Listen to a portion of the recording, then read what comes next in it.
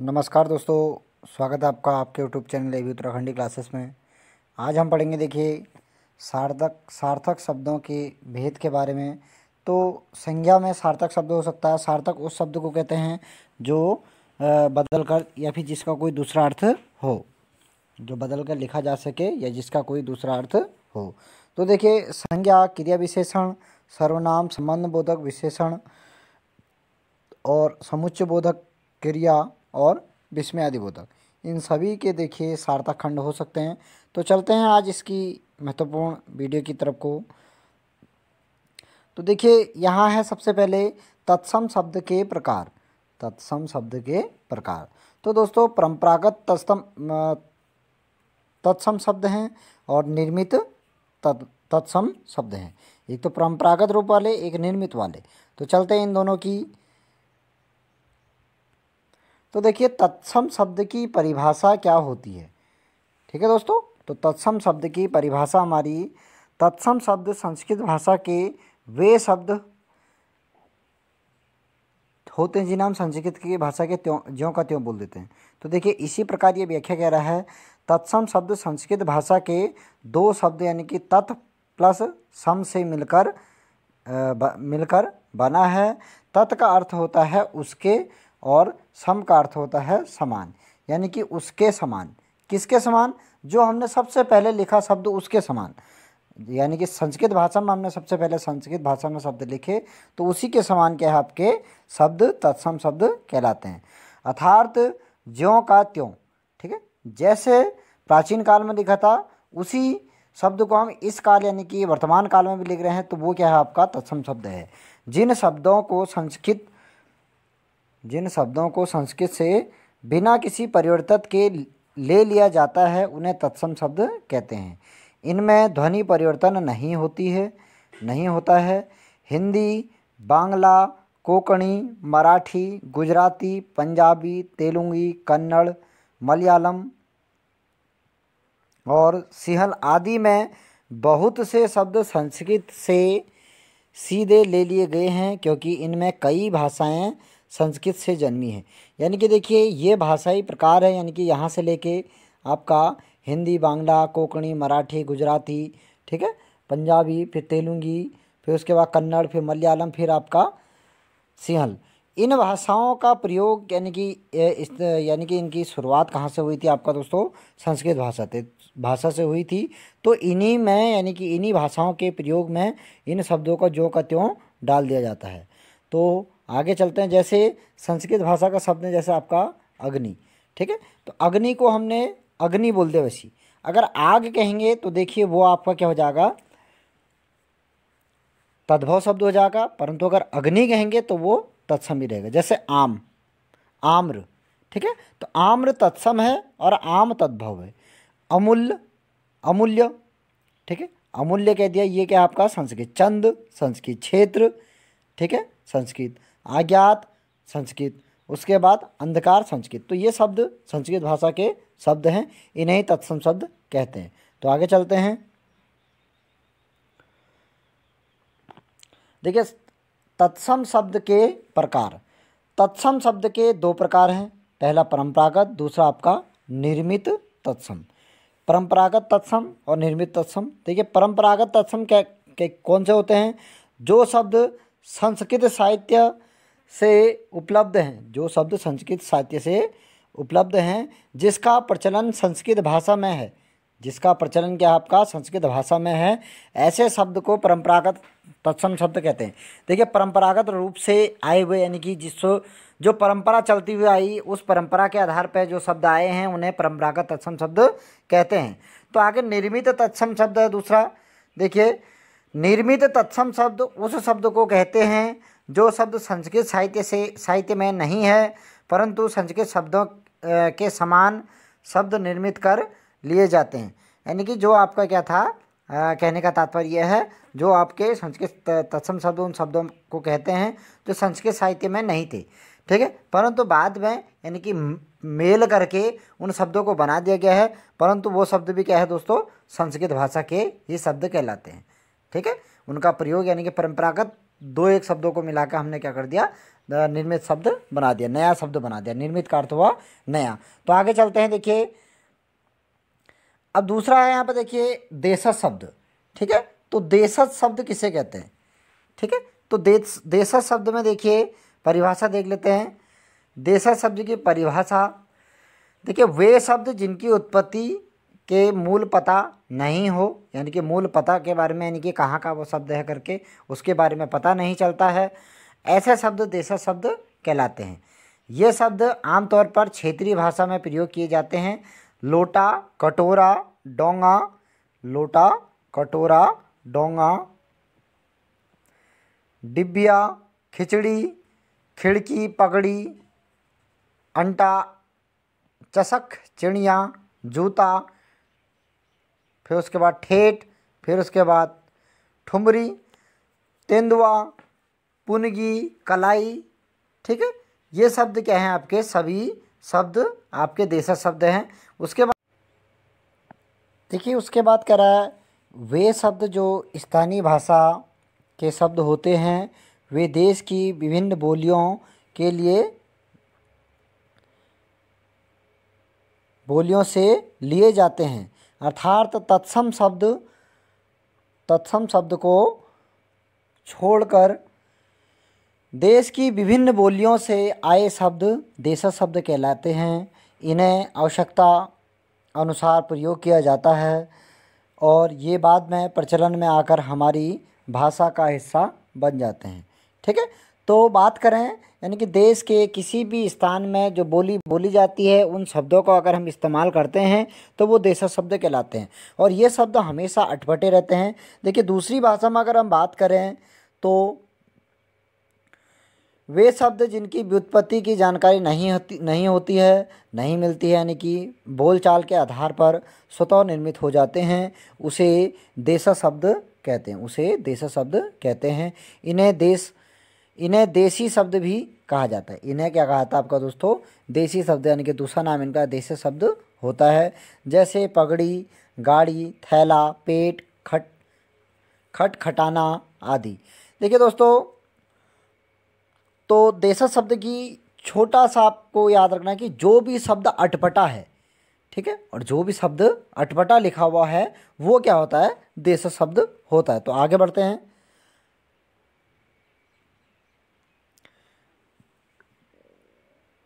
देशज शब्द के प्रकार। देशज शब्द के प्रकार देखिए, देशज शब्द के दो प्रकार के होते हैं। एक अनुकरण वाचक देशक और दूसरा अनुकरण रहित देशक। तो अनुकरण वाचक तो देखिए, जब पदार्थ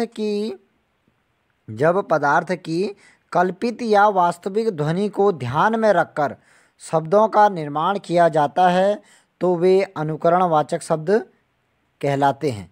ठीक है, जब पदार्थ की कल्पित या वास्तविक ध्वनि को ध्यान में रख के, यानी कि वो ध्वनि क्या है करके उस ध्वनि को ध्यान में रखकर हम शब्दों का निर्माण करते हैं तो उसे क्या कहते हैं? आपका अनुकरण वाचक शब्द कहते हैं।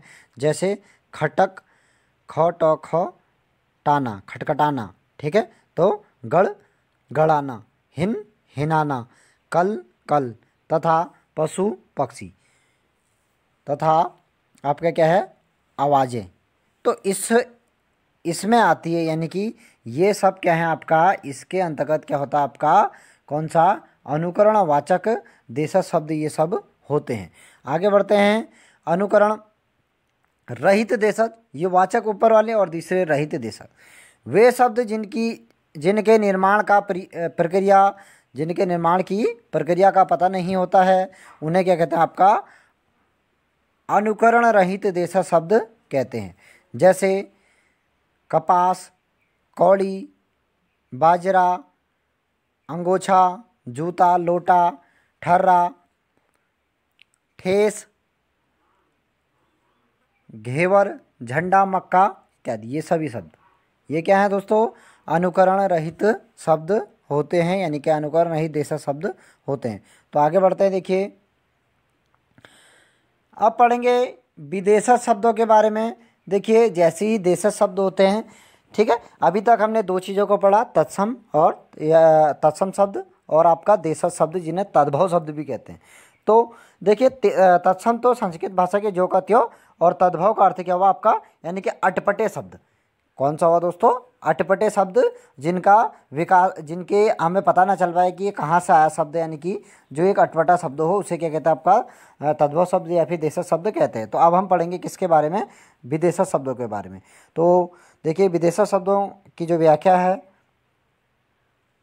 परिभाषा, जो शब्द विदेशी भाषा के हैं परंतु हिंदी में उन शब्दों का प्रचलन हो रहा है, ऐसे शब्द विदेशी शब्द कहे जाते हैं।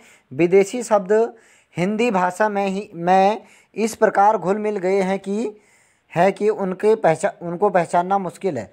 यानी कि इस तरीके से हम उनका देखिए प्रचलन कर रहे हैं कि उनको हम पहचान नहीं पाते हैं कि ये शब्द देश का जो है या विदेश का जो है करके।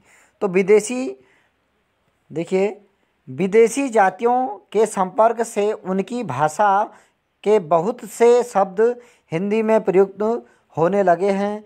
ऐसे शब्द विदेशी अथवा क्या कहते हैं विदेशी शब्द कहलाते हैं, जैसे स्कूल। ठीक है, तो स्कूल एक क्या है आपका अंग्रेजी भाषा का शब्द है। अनार, आम, कैंची, अचार, पुलिस, टेलीफोन, रिक्शा, ये सभी शब्द ऐसे शब्द लगते हैं, देखिए जिसने पढ़े हो वही जान सकता है कि ये विदेशज शब्द है। ठीक है, विदेशज शब्द के बाद भी हमें ये देखना पड़ता है कि ये किस देश का है। ठीक है, तो ज़्यादातर लोग ये कहते हैं कि देशी के शब्द करके, परंतु ऐसा नहीं है दोस्तों। ये सभी शब्द क्या होता है आपके विदेशी शब्द होते हैं।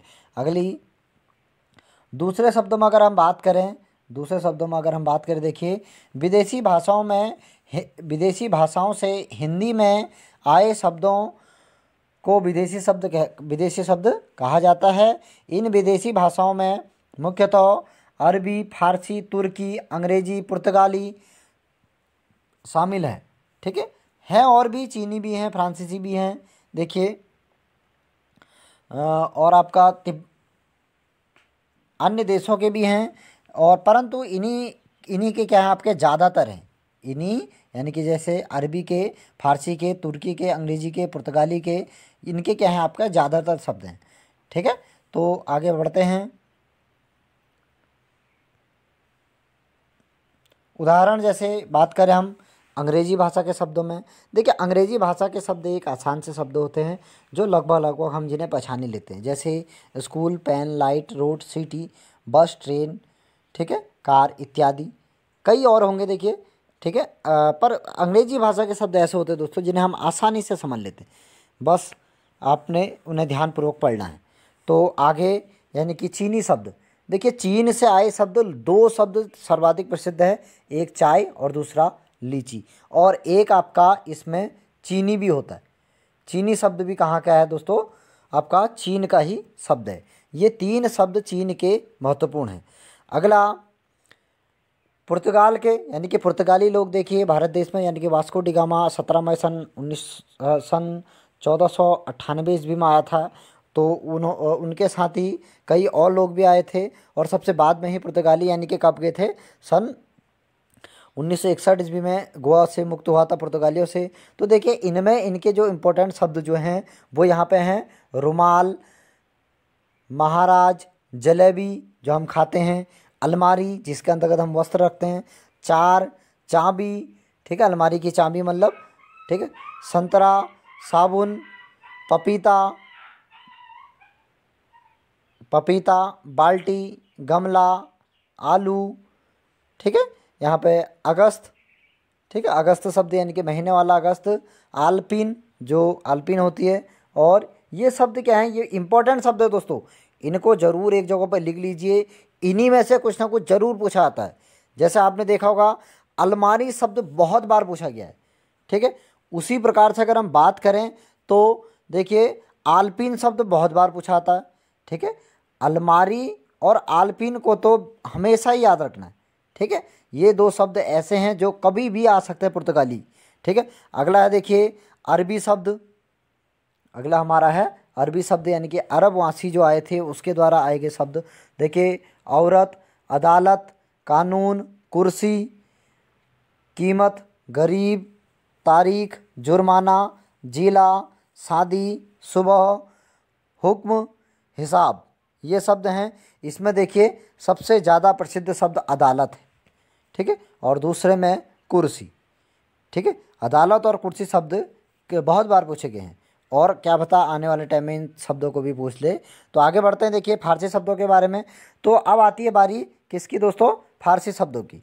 तो फारसी शब्दों में क्या है आपका देखिए, यानी कि जो फारस भाषा से आए शब्द हैं, आदमी, तनख्वाह, आदमी, उसके बाद तनख्वाह, फिर चश्मा, बीमार, मजदूर, मजबूर, समोसा, ठीक है। यानी कि देखिए बीमार भी यही है, मजदूर भी यही है, मजबूर भी यहीं पे हो रहा है, समोसा भी यहीं खा रहा है, और दीवार भी यहीं चिनवा रहा। देखिए यानी कि मजदूर है तो दीवार छीनेगा, तो वो भी यहीं का है। दरवाज़ा भी देखिए एक मजदूरी लगाएगा। फिर नमक, यानी कि नमक क्या होता है आपका, जो खाने वाला नमक है। और अखबार, ये शब्द यहाँ के हैं दोस्तों, फारसी भाषा के हैं। इसमें जो महत्वपूर्ण है देखिए, आदमी कहाँ का शब्द है, बहुत बार पूछा गया है। तनख्वाह कहाँ का शब्द है, ये बहुत बार पूछा गया है। मजदूर कहाँ का शब्द है, ये बहुत पूछा गया है। उसके बाद आपका अखबार कहाँ का शब्द है, ये बहुत बार पूछा गया है। तो ये 4 शब्द ऐसे हैं जो बहुत बार पूछे जा रखे हैं। आगे चलते हैं फ्रेंच भाषा यानी कि फ्रांस भाषा की ओर को। देखिए फ्रेंच भाषा, काजू, कारतूस, मेयर, कूपन, अंग्रेज, मीनू और सूप, इससे भी कई अधिक हैं। ये ज़्यादा इम्पोर्टेंट है। इनके अंतर्गत भी देखिए कारतूस, ठीक है। कारतूस शब्द ऐसा शब्द है, और कूपन शब्द ऐसा शब्द है जो बहुत बार पूछा जा चुका है। और काजू भी आता है कहीं कहीं, ठीक है। ये 3 शब्द बहुत बार पूछे जा चुके हैं। तो आगे चलते हैं डच, ठीक है, यानी कि डच लोग भी यहाँ आए थे। देखिए डच में तुरूप, बम, चिड़िया, ड्रिल, ठीक है। तो डच के बारे में अभी तक वैसे शायद ही कम ही क्वेश्चन आए हैं। तो आगे चलते हैं रूसी शब्दों में। देखिए रूस भाषा के शब्द, रूसी शब्द मतलब रूस भाषा के शब्द, ठीक है। तो रूस भाषा के कौन कौन से हैं, बुजुर्ग हो गया, स्पुतनिक हो गया, और लूना, स्पुतनिक और लूना। देखिए स्पुतनिक से आपको याद आ जाएगा स्पुतनिक 1, स्पुतनिक 2, ठीक है। ये अंतरिक्ष में भेजे गए जो इनके रॉकेट थे, ठीक है, यानी कि जो हमारे जो द्वारा भेजे गए जो आपका उपग्रह होते हैं, ठीक है, वो इसके स्पुतनिक नाम से कहते, ठीक है। और अगली हम बात करते हैं दोस्तों यूनानी शब्द। यूनानी शब्द के अंतर्गत एकेडमी, एटलस, बाइबिल, ठीक है, एकेडमी, एटलस, बाइबिल, उसके बाद टेलीफोन, ठीक है। तो एटम, ये शब्द हैं। इन सभी में देखिए बाइबिल हो गया, फिर उसके बाद एकेडमी, इसमें सभी इंपॉर्टेंट है, ठीक है दोस्तों। यूनानी शब्द के अंतर्गत सभी इंपॉर्टेंट है, हर कोई एक ना एक बार क्वेश्चन आया हुआ है। तो दोस्तों मिलते हैं हिंदी की अगली वीडियो में कल को। तब तक के लिए जय हिंद, जय भारत, जय उत्तराखंड, जय देवभूमि।